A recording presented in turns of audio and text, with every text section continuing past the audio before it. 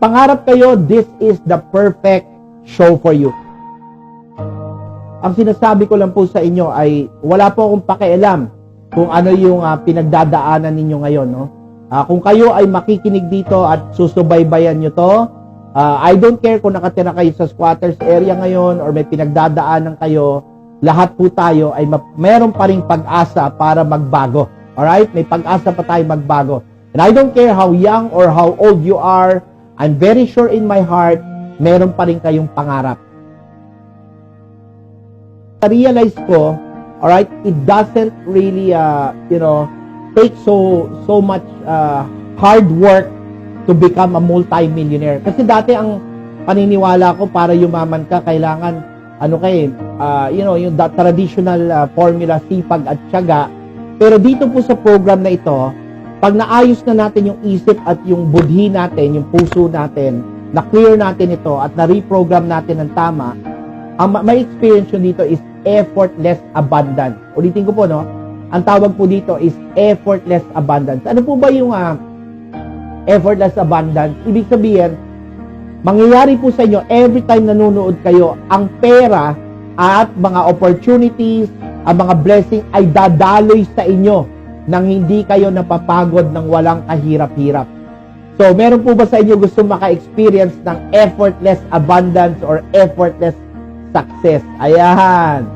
Alright. And, across the years, from totally being poor to hindi kilala, di ba? I've now, have grown my life to becoming now recognized all over the world as the #1 success coach of the Philippines. And grabe po talaga yung mga nangyari sa akin. I've been featured in a Forbes magazine. I have been featured in Entrepreneur magazine and many other international publications. Alam niyo, wala pong show na ganito all over the world. Yung mga trainings na ganito, saksakan ng mahal po ng bayad. Sobrang mahal po ng bayad. Yung mga tinuturo ko dito, sa totoo lang po, aaminin ko sa inyo, nagcha-charge din po ako ng mahal. Yung seminar ko, yung mga techniques na tinuturo ko dito, ang bayad po sa seminar ko is 50,000 pesos po, no? Isang seminar ko pa lang yon.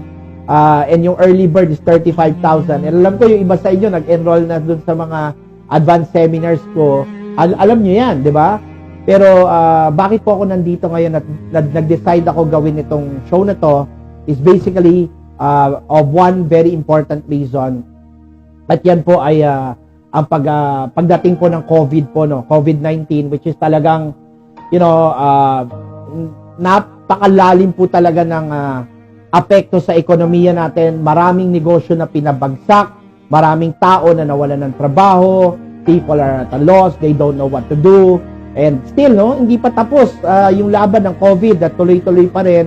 And then sinabayan pa ng sunod-sunod na bagyo, nandiyan si Ulysses, at yung sino ba yung bago kay Ulysses, ang dami na po. No? Tapos, actually, bago yung COVID, sa totoo lang po, dumating pa po yung pagsabog ng bulkan dyan sa Batangas, di po ba?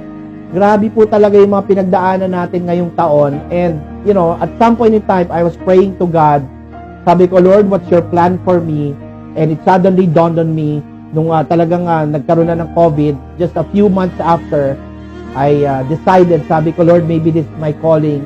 I decided to just give this for free to all Filipinos all over the world. And maybe eventually, pag lumaki-laki na po itong programa na to, ay ang gagawin po natin ay iimbitahin na rin po natin pati mga foreigners na makasama natin para sila din ay mabless naman po natin dito sa programa na ito.